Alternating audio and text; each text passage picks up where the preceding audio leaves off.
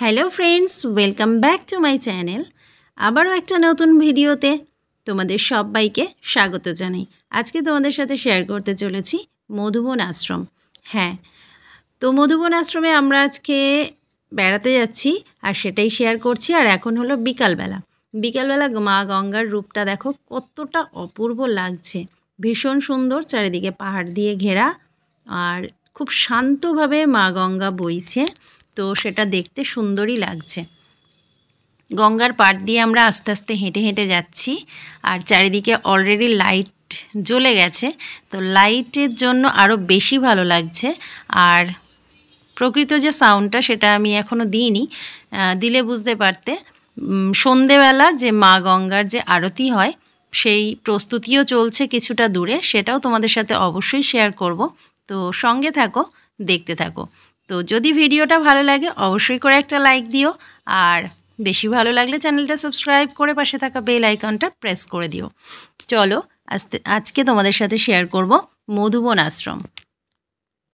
গঙ্গার পাড় দিয়ে না, উপরে গঙ্গার ধারে যে বড় বড় বিল্ডিংগুলো দেখছো, এগুলো হলো হোটেল। এখানে থাকার ব্যবস্থা আছে, খাওয়া দাওয়া সমস্ত কিছুরই ব্যবস্থা আছে। তো চাইলে এখানে থাকতে পারো। আর মানে বেড়াতে আসলে এটা হলো ঋষিকেশের। আর এই দেখছো মাসির মেয়ে, তার মেয়ে, আমি আর অভিনব সবাই মিলে, আর ক্যামেরা যার হাতে আছে তিনি হলেন তোমাদের দাদাভাই, মানে আমার হাজব্যান্ড। তো সবাই মিলে যাচ্ছি এখন মধুবন আশ্রম দর্শন করতে। তো সেখানে নাম গান হয়, তো সেটাও আমরা সেখানে আর কি পার্টিসিপেট করব। চলো ধীরে ধীরে যাই। আর প্রচুর দর্শনার্থী এসেছেন। তো সেখানে আর সবথেকে বড় কথা, এখন শুরু হবে, একটু পরেই শুরু হবে গঙ্গা আরতি। তো গঙ্গা আরতি দেখার জন্য প্রচুর দর্শনার্থী ভিড় করেন। আর এই দেখো ক্যামেরাম্যানের এক গাল হাসি নিয়ে তোমাদের সামনে চলে এলো, আর সাথে আমিও হাসছি। তো পেছনে এই হোটেলগুলো দেখছো, এখানে সব থাকার ব্যবস্থা আছে। তো এখানে আসলে তোমরা থাকতেই পারো। ঋষিকেশের বেড়াতে এসেছিলাম, এখনও এই ভিডিওটা শেয়ার করা হয়নি। এখনও কিছু কিছু ছোট ছোট ভিডিও আছে যেগুলো আমি ধীরে ধীরে শেয়ার করব।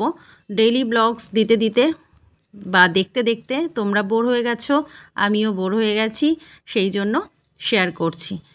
মাঝে মাঝে এরকম ছোটোখাটো ভিডিওগুলো শেয়ার করব। দেখো গাছের ওপরে লাইট পড়ে কত সুন্দর লাগছে, আর নদীর ওপারটা দেখো, উফ অসাম লাগছে। আর পাহাড়ের চারপাশটা দেখলে মনে হচ্ছে যেন মেঘ হয়েছে।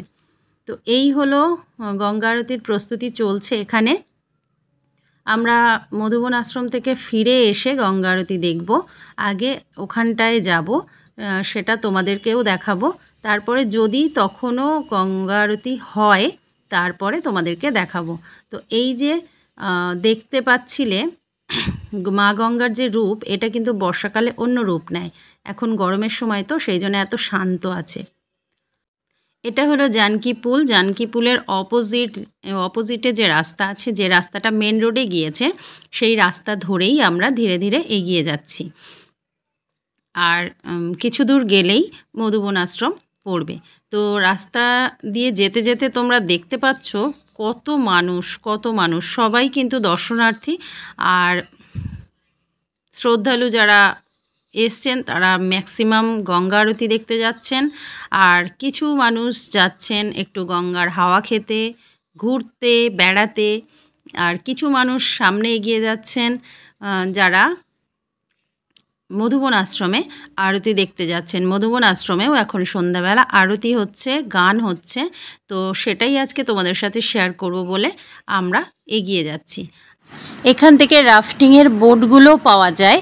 তো এই যে গাড়ির ওপরে বোটগুলো দেখতে পাচ্ছ, তোমরা চাইলে এখান থেকে রাফটিংয়ের বোট, মানে রাফটিং অফিস থেকে বোট বুকিং করে এখান থেকে তোমরা নিতে পারো।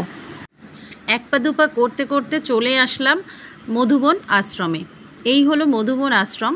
তো অলরেডি ভেতরে আরতি গান শুরু হয়ে গেছে, সেই জন্য বাইরেটা আমি এক্ষুনি দেখাতে পারছি না। যদিও দেখাচ্ছি, খুব একটা হয়তো ভালো করে তোমাদেরকে দেখাতে পারছি না। বাইরের চারপাশটা বেরিয়ে এসে দেখাবো, কারণ আরতিরও একটা নির্দিষ্ট সময় আছে, আমাদের জন্য তো আর বসে থাকবে না। চলো, একদম বাইরেই আছে গরুর মহারাজ, তো ওনাকে প্রণাম করে আস্তে আস্তে আমরা প্রবেশ করলাম। আর ধীরে ধীরে তোমরাও দেখতে পারবে মন্দিরের কারুকার্য কিন্তু ভীষণ সুন্দর। আর বেসিক্যালি এটা কৃষ্ণ মন্দির, তো তোমরা দেখতে থাকো। এক সাইডে ছেলেরা নাচ করছে, এক সাইডে মেয়েরা নাচ করছে, ভীষণ সুন্দর পরিবেশ। আশা করি তোমাদের ভালো লাগবে, আর ভালো লাগলে অবশ্যই কিন্তু একটা লাইক করে দিও। ভেতরটা পুরো সাদা, তো আরও বেশি ভালো লাগছে মন্দিরের। তো মন্দিরের কারুকার্যও খুব সুন্দর লাগছে, রাধা কৃষ্ণ আছেন, জগন্নাথ দেব আছেন। তো তোমরা দেখতে থাকো, আর আসছি একদম শেষ পর্যায়ে।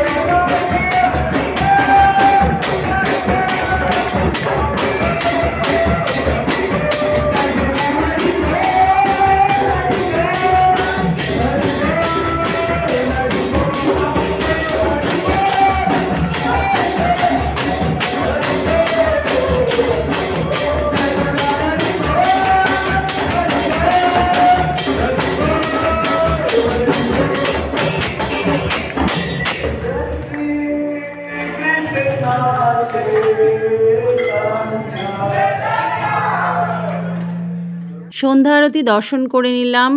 দর্শন করার পরে এখানে প্রসাদের ব্যবস্থা আছে, প্রসাদ পাওয়ার ব্যবস্থা আছে, প্রসাদও আমরা গ্রহণ করলাম। তারপরে বাইরে বেরিয়ে এসে শান্তিতে বা শান্ত মনে তোমাদেরকে আরও একবার মধুবন আশ্রমটা ভালো করে দেখিয়ে দিচ্ছি।